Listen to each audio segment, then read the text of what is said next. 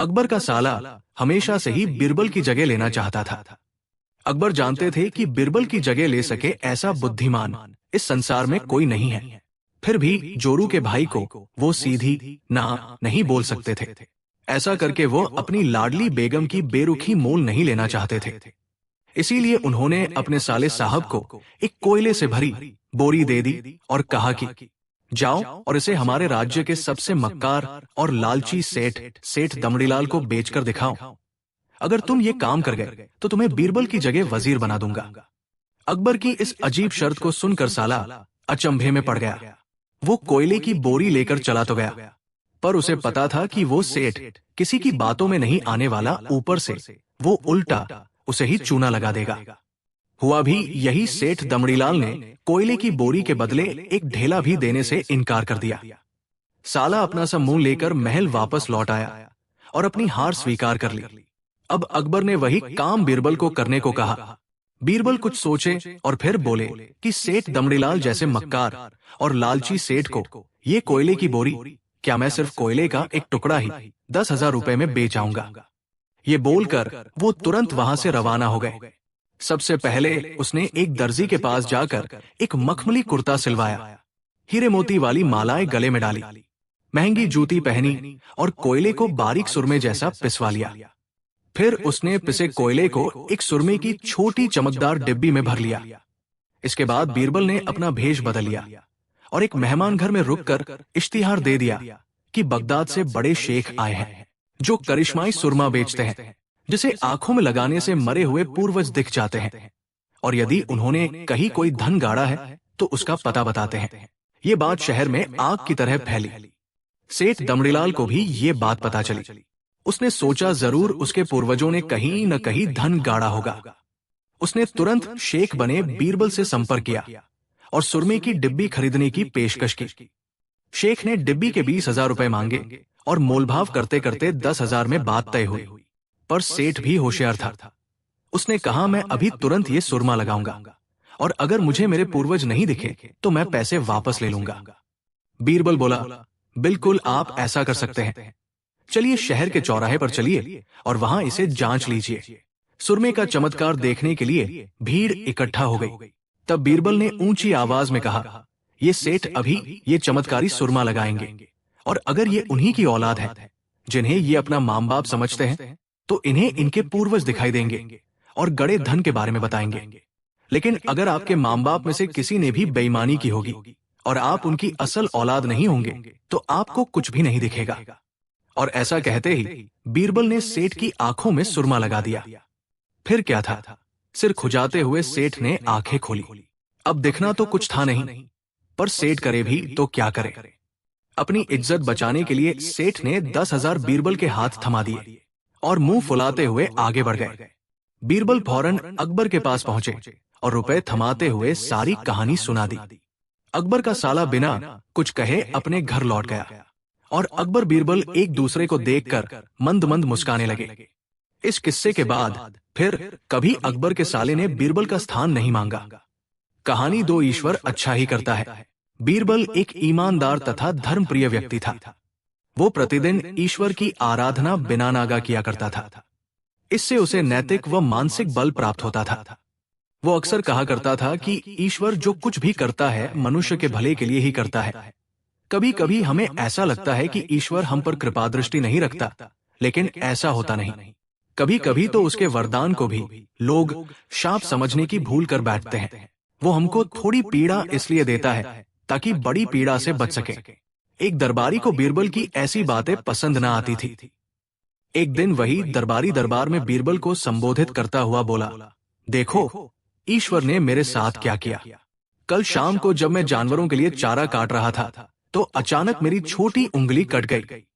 क्या अभी तुम यही कहोगे कि ईश्वर ने मेरे लिए ये अच्छा किया है? कुछ देर चुप रहने के बाद बोला बीरबल, मेरा अब भी यही विश्वास है, क्योंकि ईश्वर जो कुछ भी करता है मनुष्य के भले के लिए ही करता है। सुनकर वो दरबारी नाराज हो गया कि मेरी तो उंगली कट गई और बीरबल को इसमें भी अच्छाई नजर आ रही है, मेरी पीड़ा तो जैसे कुछ भी नहीं। कुछ अन्य दरबारियों ने भी उसके सुर में सुर मिलाया।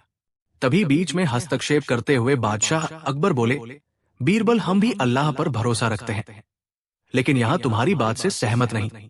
इस दरबारी के मामले में ऐसी कोई बात नहीं दिखाई देती जिसके लिए उसकी तारीफ की जाए। बीरबल मुस्कुराता हुआ बोला, ठीक है जहां पनाह, समय ही बताएगा। अब 3 महीने बीत चुके थे। वो दरबारी जिसकी उंगली कट गई थी, घने जंगल में शिकार खेलने निकला हुआ था। एक हिरन का पीछा करते वो भटक कर आदिवासियों के हाथों में जा पड़ा। वे आदिवासी अपने देवता को प्रसन्न करने के लिए मानव बलि में विश्वास रखते थे। अतः वे उस दरबारी को पकड़कर मंदिर में ले गए बलि चढ़ाने के लिए। लेकिन जब पुजारी ने उसके शरीर का निरीक्षण किया तो हाथ की एक उंगली कंपाई। नहीं, इस आदमी की बलि नहीं दी जा सकती। मंदिर का पुजारी बोला, यदि 9 उंगलियों वाले इस आदमी को बलि चढ़ा दिया गया तो हमारे देवता बजाय प्रसन्न होने के क्रोधित हो जाएंगे। अधूरी बलि उन्हें पसंद नहीं। हमें महामारियों, बाढ़ या सूखे का प्रकोप झेलना पड़ सकता है, इसलिए इसे छोड़ देना ही ठीक होगा। और उस दरबारी को मुक्त कर दिया गया। अगले दिन वह दरबारी दरबार में बीरबल के पास आकर रोने लगा। तभी बादशाह भी दरबार में आ पहुंचे और उस दरबारी को बीरबल के सामने रोता देखकर हैरान रह गए। तुम्हें क्या हुआ, रो क्यों रहे हो? अकबर ने सवाल किया। जवाब में उस दरबारी ने अपनी आप बीती विस्तार से कह सुनाई। वो बोला, अब मुझे विश्वास हो गया है कि ईश्वर जो कुछ भी करता है मनुष्य के भले के लिए ही करता है। यदि मेरी उंगली न कटी होती तो निश्चित ही आदिवासी मेरी बलि चढ़ा देते। इसीलिए मैं रो रहा हूं, लेकिन ये आंसू खुशी के हैं। मैं खुश हूं क्योंकि मैं जिंदा हूं। बीरबल के ईश्वर पर विश्वास को संदेह की दृष्टि से देखना मेरी भूल थी। अकबर ने मंद मंद मुस्कुराते हुए दरबारियों की ओर देखा, जो सिर झुकाए चुपचाप खड़े थे। अकबर को गर्व महसूस हो रहा था कि बीरबल जैसा बुद्धिमान उसके दरबारियों में से एक है।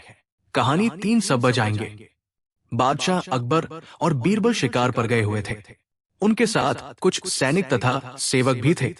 शिकार से लौटते समय एक गांव से गुजरते हुए बादशाह अकबर ने उस गांव के बारे में जानने की जिज्ञासा हुई। उन्होंने इस बारे में बीरबल से कहा तो उसने जवाब दिया, हुजूर, मैं तो इस गांव के बारे में कुछ नहीं जानता, किंतु इसी गांव के किसी बाशिंदे से पूछकर बताता हूं। बीरबल ने एक आदमी को बुलाकर पूछा, क्यों भाई, इस गांव में सब ठीक ठाक तो है ना? उस आदमी ने बादशाह को पहचान लिया और बोला, हुजूर, आपके राज में कोई कमी कैसे हो सकती है? तुम्हारा नाम क्या है? बादशाह ने पूछा। गंगा। तुम्हारे पिता का नाम? जमुना। और मां का नाम सरस्वती है? हुजूर, नर्मदा। ये सुनकर बीरबल ने चुटकी ली और बोला, हुजूर तुरंत पीछे हट जाइए। यदि आपके पास नाव हो तभी आगे बढ़े, वरना नदियों के इस गांव में तो डूब जाने का खतरा है। ये सुनकर बादशाह अकबर हंसे बगैर न रह सके। कहानी 4 सबसे बड़ा मनहूस कौन? एक बार अकबर बिस्तर पर पड़े पड़े पानी मांगे जा रहे थे। आसपास कोई खास निजी सेवक था नहीं, सो महल का कूड़ा कचरा साफ करने वाले निम्न दर्जे के मामूली नौकर ने हिम्मत करके बादशाह को पानी का गिलास दिया। अकबर उसे अपने कमरे में देखकर चौंक गए, लेकिन प्यास इतनी लगी थी कि वे खुद को रोक नहीं पाए और पानी ले लिया। तभी वहां अकबर के खास सेवक आ पहुंचे। उन्होंने फौरन उस कचरा साफ करने वाले नौकर को कमरे से बाहर कर दिया और सभी अकबर की चापलूसी करने लगे। दोपहर हुई तो अकबर का पेट खराब हो गया। हकीम को बुलाया गया, पर फिर भी अकबर की हालत में सुधार नहीं हुआ। अब राजवैद्य आए, उनके साथ राज्य ज्योतिष भी थे। उन्होंने कहा कि शायद आप पर किसी मनहूस व्यक्ति का साया पड़ा है, इसीलिए आपकी तबीयत खराब हुई है। अकबर बादशाह को तुरंत उस कचरा साफ करने वाले नौकर का ख्याल आया। उन्होंने कहा कि आज सुबह मैंने उस कचरा साफ करने वाले के हाथ से पानी पिया था, इसीलिए मेरे साथ ये सब हुआ है। उन्होंने गुस्से में उस नौकर को मौत की सजा दे दी। थोड़ी ही देर में सिपाहियों ने उस नौकर को कारागार में बंद कर दिया। बीरबल को जब इस बात का पता लगा तो वो उस नौकर के पास गए और उसे सांत्वना देते हुए कहा कि वो उसे बचा लेंगे। बीरबल तुरंत अकबर के पास गए और उनका हालचाल लिया। तब अकबर ने बताया कि हमारे राज्य का सबसे बड़ा मनहूस मुझे बीमार कर गया। ये बात सुनकर बीरबल हंस पड़े। तब अकबर को गुस्सा आया और वो बोले कि तुम्हें मेरी ये हालत देखकर मजा आ रहा है? तो बीरबल ने कहा कि नहीं नहीं महाराज, एक बात पूछनी थी। अगर मैं उस नौकर से बड़ा मनहूस आपको ढूंढ कर दूं तो आप क्या करेंगे? क्या आप इस नौकर को सजा से मुक्ति दे देंगे? अकबर ने तुरंत बीरबल की ये शर्त मान ली और पूछा कि बताओ उस नौकर से बड़ा मनहूस कौन है? अब बीरबल बोले, उस नौकर से बड़े मनहूस तो आप खुद हैं। उस नौकर के हाथ पानी पीने से आपकी तबीयत खराब हुई, आप बिस्तर पर आ गए, लेकिन उसका तो सोचिए, वो तो आपकी प्यास बुझाने आया था, आपकी खिदमत कर रहा था। सुबह सुबह आपकी शक्ल देखने से उसकी तो जान पर बनाई है, उसे तो मौत की सजा मिल गई, तो इसलिए उससे बड़े मनहूस तो आप हुए। अब आप खुद को मौत की सजा मत दीजिएगा, चूंकि हम सब आपसे बहुत प्यार करते हैं। बीरबल की ये चतुराई भरी बात सुनकर अकबर बिस्तर पर पड़े पड़े हंसने लगे। उन्होंने उसी वक्त उस गरीब नौकर को छोड़ देने के आदेश दिए और उसे इनाम भी दिया, और मनहूसियत का अंधविश्वासी सुझाव देने वाले राज्य ज्योतिष को उसी वक्त घोड़े के तबेले में मुनिमगिरी के काम में लगा दिया गया। कहानी 5 अब तो आन पड़ी है। अकबर बादशाह को मजाक करने की आदत थी। एक दिन उन्होंने नगर के सेठों से कहा, आज से तुम लोगों को पहरेदारी करनी पड़ेगी। सुनकर सेठ घबरा गए और बीरबल के पास पहुंचकर अपनी फरियाद रखी। बीरबल ने उन्हें हिम्मत बंधाई, तुम सब अपनी पगड़ियों को पैर में और पायजामों को सिर पर लपेटकर रात्रि के समय में नगर में चिल्ला चिल्लाकर कहते फिरो, अब तो आन पड़ी है। उधर बादशाह भी भेष बदलकर नगर में गश्त लगाने निकले। सेठों का ये निराला स्वांग देखकर बादशाह पहले तो हंसे, फिर बोले, ये सब क्या है? सेठों के मुखिया ने कहा, जहांपना, हम सेठ जम से गुड़ और तेल बेचने का काम सीख कर आए हैं, भला पहरेदीर क्या कर पाएंगे? अगर इतना ही जानते होते तो लोग हमें बनिया कहकर क्यों पुकारते? बादशाह अकबर बीरबल की चाल समझ गए और अपना हुक्म वापस ले लिया। कहानी 6 ऊंट की गर्दन। अकबर बीरबल की हाजिर जवाबी के बड़े कायल थे। एक दिन दरबार में खुश होकर उन्होंने बीरबल को कुछ पुरस्कार देने की घोषणा की, लेकिन बहुत दिन गुजरने के बाद भी बीरबल को पुरस्कार की प्राप्त नहीं हुई। बीरबल बड़ी ही उलझन में थे कि महाराज को याद दिलाएं तो कैसे। एक दिन महाराजा अकबर यमुना नदी के किनारे शाम की सैर पर निकले। बीरबल उनके साथ था। अकबर ने वहां एक ऊंट को घूमते देखा।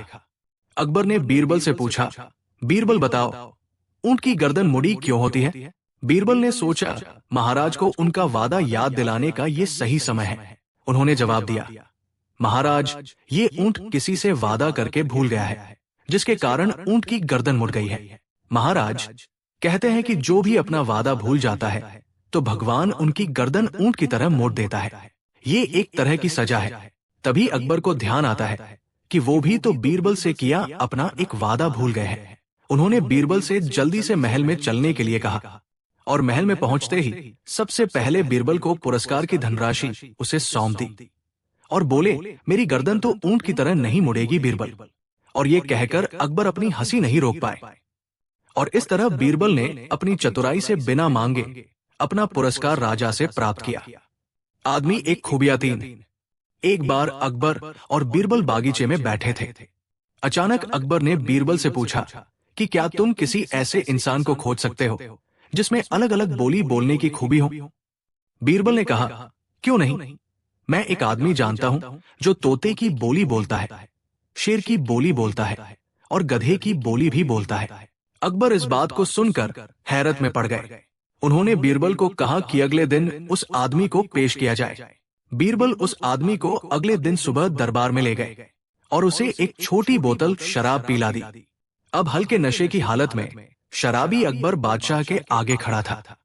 वो जानता था कि दारू पीकर आया जानकर बादशाह सजा देगा, इसलिए वो गिड़गिड़ाने लगा और बादशाह की खुशामद करने लगा। तब बीरबल बोले कि हुजूर, ये जो सजा के डर से बोल रहा है वो तोते की भाषा है। उसके बाद बीरबल ने वहीं उस आदमी को एक और शराब की बोतल पिला दी। अब वो आदमी पूरी तरह नशे में था। वो अकबर बादशाह के सामने सीना तान कर खड़ा हो गया। उसने कहा कि आप नगर के बादशाह हैं तो क्या हुआ, मैं भी अपने घर का बादशाह हूं, मैं यहां किसी से नहीं डरता हूं। बीरबल बोले कि हुजूर, अब शराब के नशे में निडर होकर ये जो बोल रहा है ये शेर की भाषा है। अब फिर से बीरबल ने उस आदमी का मुंह पकड़कर एक और बोतल उसके गले से उतार दी। इस बार वो आदमी लड़खड़ाते गिरते पड़ते हुए जमीन पर लेट गया और हाथ पांव हवा में भांजते हुए मुंह से उलझुलूल आवाजें निकालने लगा। अब बीरबल बोले कि हुजूर, अब ये जो बोल रहा है वो गधे की भाषा है। अकबर एक बार फिर बीरबल की हाजिर जवाबी से प्रसन्न हुए और ये मनोरंजक उदाहरण पेश करने के लिए उन्होंने बीरबल को इनाम दिया।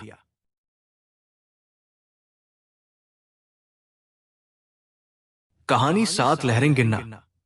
एक दिन अकबर बादशाह के दरबार में एक व्यक्ति नौकरी मांगने के लिए अर्जी लेकर आया। उससे कुछ देर बातचीत करने के बाद बादशाह ने उसे चुंगी अधिकारी बना दिया। बीरबल, जो पास ही बैठा था, ये सब देख रहा था। उस आदमी के जाने के बाद वो बोला, ये आदमी जरूरत से ज्यादा चालाक जान पड़ता है, बेईमानी किए बिना नहीं रहेगा। थोड़े ही समय के बाद अकबर बादशाह के पास उस आदमी की शिकायतें आने लगी कि वह प्रजा को काफी परेशान करता है तथा रिश्वत लेता है। अकबर बादशाह ने उस आदमी का तबादला एक ऐसी जगह करने की सोची जहां उसे किसी भी प्रकार की बेईमानी का मौका न मिले। उन्होंने उसे घुड़साल का मुंशी मुकर्रर कर दिया। उसका काम था घोड़ों की लीद उठवाना। मुंशी जी ने वहां भी रिश्वत लेना आरंभ कर दिया। मुंशी जी साइसों से कहने लगे कि तुम घोड़ों को दाना कम खिलाते हो, इसलिए मुझे लीद तौलने के लिए भेजा गया है। यदि तुम्हारी लीद तौल में कम बैठी तो अकबर बादशाह से शिकायत कर दूंगा। इस प्रकार मुंशी जी प्रत्येक घोड़े के हिसाब से 1 रुपया लेने लगे। अकबर बादशाह को जब इस बात का पता चला तो उन्होंने मुंशी जी को यमुना की लहरें गिनने का काम दे दिया। वहां कोई रिश्वत व बेईमानी का मौका ही नहीं था। लेकिन मुंशी जी ने वहां भी अपनी अक्ल के घोड़े दौड़ा दिए। उन्होंने नावों को रोकना आरंभ कर दिया कि नाव रोको, हम लहरें गिन रहे हैं। नावों को 2-3 दिन रुकना पड़ता था। नाव वाले बेचारे तंग आ गए। उन्होंने मुंशी जी को 10 रुपए देना आरंभ कर दिया। अकबर बादशाह को जब इस बात का पता लगा तो उन्होंने लिखकर आज्ञा दी, नावों को रोको मत, जाने दो। उस मुंशी ने उस लिखित में थोड़ा सुधार कर टंगवा दिया, नावों को रोको मत, जाने दो, और वसूली करने लगे। अंततः बादशाह को उस मुंशी को सार्वजनिक सेवा से बाहर करना ही पड़ा। कहानी 8 बीरबल ने चोर को पकड़ा। एक बार एक व्यापारी अपने किसी काम से कुछ दिनों के लिए प्रदेश से दूर गया हुआ था। जब वो अपना काम खत्म करके घर पहुंचा तो देखता है कि उसकी पूरी तिजोरी खाली है। उसकी मेहनत की सारी कमाई चोरी हो चुकी है। व्यापारी घबरा गया और उसने अपने घर के सारे नौकरों को बुलाया। व्यापारी के घर में कुल 5 नौकर थे। व्यापारी की एक आवाज पर सारे नौकर उसके सामने आकर खड़े हो गए। व्यापारी ने उनसे पूछा, तुम लोगों के होते हुए घर में इतनी बड़ी चोरी कैसे हो गई? जब चोर आकर मेरी पूरी तिजोरी साफ कर गया, उस समय कहां थे सब के सब? एक नौकर ने जवाब दिया, हमें नहीं पता ये चोरी कब हुई मालिक, हम सो रहे थे। उसकी ये बात सुनकर व्यापारी गुस्से से आग बबूला हो उठा और बोला, मुझे तो लगता है कि तुम 5 में से किसी एक ने ही चोरी की है। तुम्हारा हिसाब अब बादशाह अकबर ही करेंगे। ये कहता हुआ वो महल की ओर चल पड़ा। बादशाह अकबर अपने दरबार में बैठकर जनता की समस्या सुन रहे थे कि तभी व्यापारी वहां पहुंच गया। व्यापारी ने कहा, न्याय हुजूर, न्याय, मेरी समस्या को दूर करें। बादशाह ने पूछा, क्या हुआ? कौन हो तुम और क्या है तुम्हारी समस्या? व्यापारी बोला, मैं आप ही के राज्य में रहने वाला एक व्यापारी हूं। महाराज, एक जरूरी काम से कुछ दिनों के लिए प्रदेश से बाहर गया था। जब वापस आया तो मेरी सारी तिजोरी लुट चुकी थी। मैं बर्बाद हो गया। हुजूर, मेरी मदद करें। यह सुनकर बादशाह ने व्यापारी से कुछ सवाल पूछे, जैसे कितना सामान चोरी हुआ, क्या उसे किसी पर शक है आदि।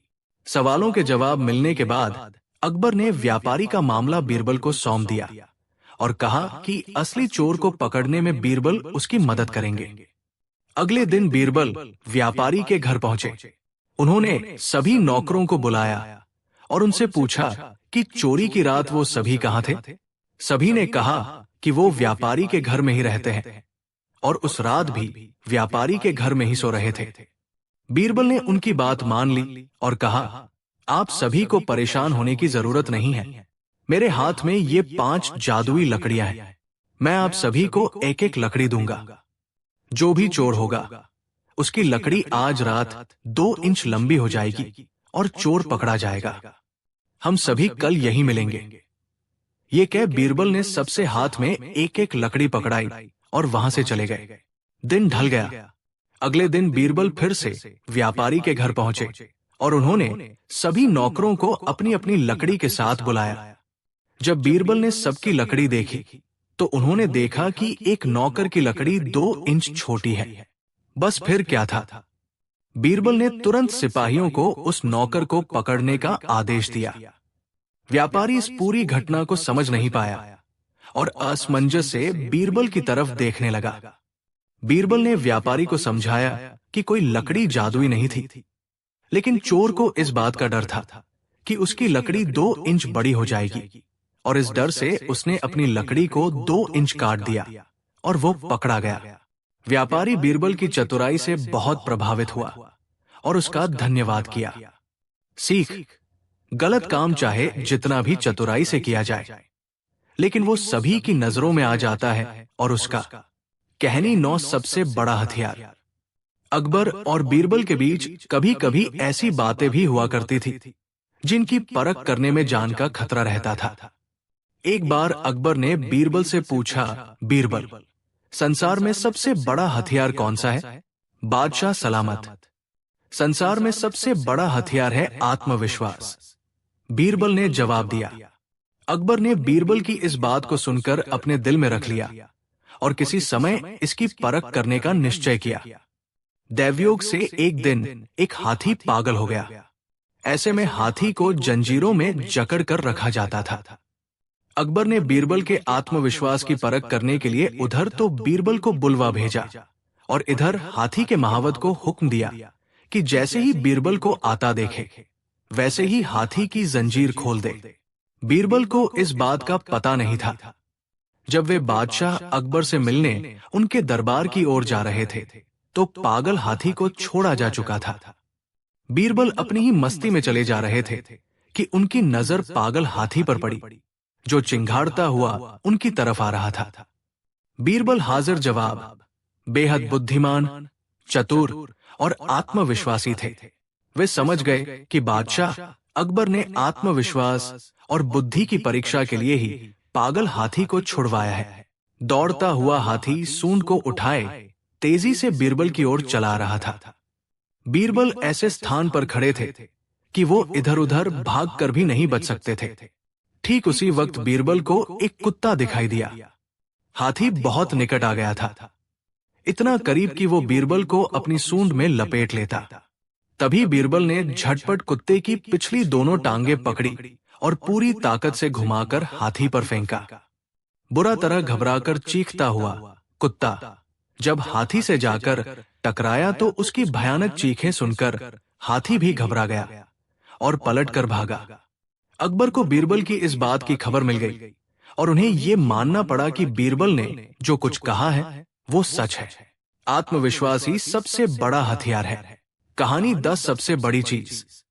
एक दिन बीरबल दरबार में उपस्थित नहीं थे। ऐसे में बीरबल से जलने वाले सभी सभासद बीरबल के खिलाफ अकबर के कान भर रहे थे। अक्सर ऐसा ही होता था। जब भी बीरबल दरबार में उपस्थित नहीं होते थे तभी दरबारियों को मौका मिल जाता था। आज भी ऐसा ही मौका था। बादशाह के साले मुल्ला 2 प्याजा की शय पाए। कुछ सभासदों ने कहा, जहां पना, आप वास्तव में बीरबल को आवश्यकता से अधिक मान देते हैं।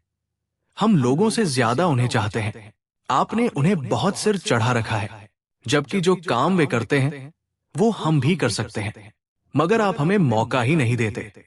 बादशाह को बीरबल की बुराई अच्छी नहीं लगती थी। अतः उन्होंने उन चारों की परीक्षा ली। देखो, आज बीरबल तो यहां है नहीं और मुझे अपने एक सवाल का जवाब चाहिए। यदि तुम लोगों ने मेरे प्रश्न का सही जवाब नहीं दिया तो मैं तुम चारों को फांसी पर चढ़वा दूंगा। बादशाह की बात सुनकर वे चारों घबरा गए। उनमें से एक ने हिम्मत करके कहा, प्रश्न बताइए बादशाह सलामत। संसार में सबसे बड़ी चीज क्या है? और अच्छी तरह सोच समझकर जवाब देना, वरना मैं कह चुका हूं कि तुम लोगों को फांसी पर चढ़वा दिया जाएगा। बादशाह अकबर ने कहा, अट्टे जवाब हरगिज नहीं चलेंगे। जवाब एक हो और बिल्कुल सही हो। बादशाह सलामत, हमें कुछ दिनों की मोहलत दी जाए। उन्होंने सलाह करके कहा, ठीक है, तुम लोगों को एक सप्ताह का समय देता हूं। बादशाह ने कहा। चारों दरबारी चले गए और दरबार से बाहर आकर सोचने लगे कि सबसे बड़ी चीज क्या हो सकती है। एक दरबारी बोला, मेरी राय में तो अल्लाह से बड़ा कोई नहीं। अल्लाह कोई चीज नहीं है। कोई दूसरा उत्तर सोचो। दूसरा बोला, सबसे बड़ी चीज है भूख, जो आदमी से कुछ भी करवा देती है। तीसरे ने कहा, नहीं नहीं, भूख भी बर्दाश्त की जा सकती है। फिर क्या है सबसे बड़ी चीज? 6 दिन बीत गए लेकिन उन्हें कोई उत्तर नहीं सूझा। हार कर वे चारों बीरबल के पास पहुंचे और उसे पूरी घटना कह सुनाई। साथ ही हाथ जोड़कर विनती की कि प्रश्न का उत्तर बता दे। बीरबल ने मुस्कुराकर कहा, मैं तुम्हारे प्रश्न का उत्तर दूंगा, लेकिन मेरी एक शर्त है। हमें आपकी 1000 शर्तें मंजूर है। चारों ने एक स्वर में कहा, बस आप हमें इस प्रश्न का उत्तर बताकर हमारी जान बख्शी करवाएं। बताइए आपकी क्या शर्त है? तुम में से 2 अपने कंधों पर मेरी चारपाई रखकर दरबार तक ले चलोगे। एक मेरा हुक्का पकड़ेगा, एक मेरे जूते लेकर चलेगा। बीरबल ने अपनी शर्त बताते हुए कहा। ये सुनते ही वे चारों सन्नाटे में आ गए। उन्हें लगा मानो बीरबल ने उनके गाल पर कसकर तमाचा मार दिया हो, मगर वे कुछ बोले नहीं। अगर मौत का खौफ न होता तो वे बीरबल को मुंहतोड़ जवाब देते, मगर इस समय मजबूर थे। आतत तुरंत राजी हो गए। 2 ने अपने कंधों पर बीरबल की चारपाई उठाई, तीसरे ने उनका हुक्का और चौथा जूते लेकर चल दिया। रास्ते में लोग आश्चर्य से उन्हें देख रहे थे। दरबार में बादशाह ने भी ये मंजर देखा और वो मौजूद दरबारियों ने भी। कोई कुछ न समझ सका। तभी बीरबल बोले, महाराज, दुनिया में सबसे बड़ी चीज है गरज। अपनी गरज से ये पालकी यहां तक उठाकर लाए हैं। बादशाह मुस्कुराकर रह गए। वे चारों सिर झुकाकर एक ओर खड़े हो गए। कहानी 11 रेत से चीनी अलग करना। एक बार बादशाह अकबर, बीरबल और सभी मंत्रीगण दरबार में बैठे हुए थे। सभा की कार्यवाही चल रही थी। एक एक करके राज्य के लोग अपनी समस्याएं लेकर दरबार में आ रहे थे। इसी बीच वहां एक व्यक्ति दरबार में पहुंचा। उसके हाथ में एक मर्तबान था। सभी उस मर्तबान की ओर देख रहे थे। तभी अकबर ने उस व्यक्ति से पूछा, क्या है इस मर्तबान में? उसने कहा, महाराज, इसमें चीनी और रेत का मिश्रण है। अकबर ने फिर पूछा, किस लिए? अब दरबारी ने कहा, गलती माफ हो महाराज, लेकिन मैंने बीरबल की बुद्धिमत्ता के कई किस्से सुने हैं। मैं उनकी परीक्षा लेना चाहता हूं। मैं ये चाहता हूं कि बीरबल इस रेत में से बिना पानी का इस्तेमाल किए चीनी का एक एक दाना अलग कर दे। अब सभी हैरानी से बीरबल की ओर देखने लगे। अब अकबर ने बीरबल की ओर देखा और कहा, देख लो बीरबल, अब तुम कैसे इस व्यक्ति के सामने अपनी बुद्धिमानी का परिचय दोगे? बीरबल ने मुस्कुराते हुए कहा, महाराज, हो जाएगा। ये तो मेरे बाएं हाथ का काम है। अब सभी लोग हैरान थे कि बीरबल ऐसा क्या करेंगे कि रेत से चीनी अलग अलग हो जाएगी। तभी बीरबल उठे और उस मर्तबान को लेकर महल में मौजूद बगीचे की ओर बढ़ चले। उनके पीछे वो व्यक्ति भी था। अब बीरबल बगीचे में एक आम के पेड़ के नीचे पहुंचे। अब वो मर्तबान में मौजूद रेत और चीनी के मिश्रण को एक आम के पेड़ के चारों तरफ फैलाने लगे। तभी उस व्यक्ति ने पूछा, अरे ये क्या कर रहे हो? इस पर बीरबल ने कहा, ये आपको कल पता चलेगा। इसके बाद दोनों महल में वापस आ गए। अब सभी को कल सुबह का इंतजार था। अगली सुबह जब दरबार लगा तो अकबर और सारे मंत्री एक साथ बगीचे में पहुंचे। साथ में बीरबल और रेत व चीनी का मिश्रण लाने वाला व्यक्ति भी था। सभी आम के पेड़ के पास पहुंच गए। सभी ने देखा कि अब वहां सिर्फ रेत पड़ी हुई है। दरअसल रेत में मौजूद चीनी को चींटियों ने निकालकर अपने बिल में इकट्ठा कर लिया था और बची खुची चीनी को कुछ चींटियां उठाकर अपने बिल में ले जा रही थी। इस पर उस व्यक्ति ने पूछा, चीनी कहां गई? तो बीरबल ने कहा, रेत से चीनी अलग हो गई है। सभी जोर जोर से हंसने लगे। बीरबल की ये चतुराई देख अकबर ने उस व्यक्ति से कहा, अगर अब तुम्हें चीनी चाहिए तो तुम्हें चींटियों के बिल में घुसना पड़ेगा। इस पर सभी ने फिर से ठहाका लगाया और बीरबल की तारीफ करने लगे। सीख, किसी को नीचा दिखाने का प्रयास आपके लिए हानिकारक हो सकता है। कहानी 12 मोती बोने की कला। एक दिन बादशाह अकबर के दरबार में जोरों का कोलाहल सुनाई दिया। सभी लोग बीरबल के खिलाफ नारे लगा रहे थे। बीरबल बदमाश है, पापी है, इसे दंड दो। बादशाह ने भारी जनमत को बीरबल के खिलाफ देख आज्ञा दी कि बीरबल को सूली पर चढ़ा दिया जाए। दिन तय हुआ। बीरबल ने अपनी अंतिम बात कहने की आज्ञा मांगी।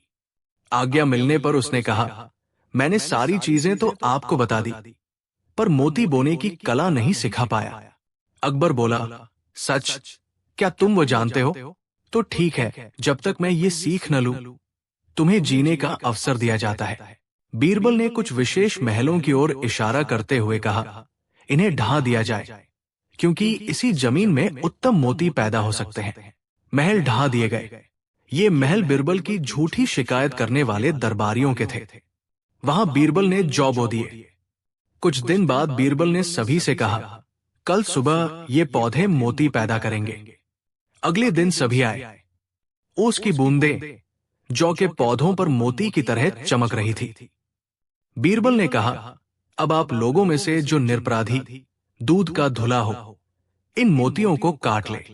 लेकिन यदि किसी ने एक भी अपराध किया होगा तो ये मोती पानी होकर गिर जाएंगे। कोई आगे न बढ़ा, लेकिन अकबर समझ गए कि गलतियां तो सभी से होती है। बादशाह ने बीरबल को मुक्त कर दिया। सार यह है कि किसी को दंडित करने से पूर्व उसके दोषी या निर्दोष होने के बारे में भली भांति जांच कर लेनी चाहिए। कहानी 13 बीरबल की खिचड़ी। एक दफा शहंशाह अकबर ने घोषणा की कि यदि कोई व्यक्ति सर्दी के मौसम में नर्मदा नदी के ठंडे पानी में घुटनों तक डूबा रहकर सारी रात गुजार देगा, उसे भारी भरकम तोहफे से पुरस्कृत किया जाएगा। एक गरीब धोबी ने अपनी गरीबी दूर करने की खातिर हिम्मत की और सारी रात नदी में घुटने पानी में ठिठुरते बिताई और जहां पनाह से अपना इनाम लेने पहुंचा। बादशाह अकबर ने उससे पूछा, तुम कैसे सारी रात बिना सोए खड़े खड़े ही नदी में रात बिताए? तुम्हारे पास क्या सबूत है?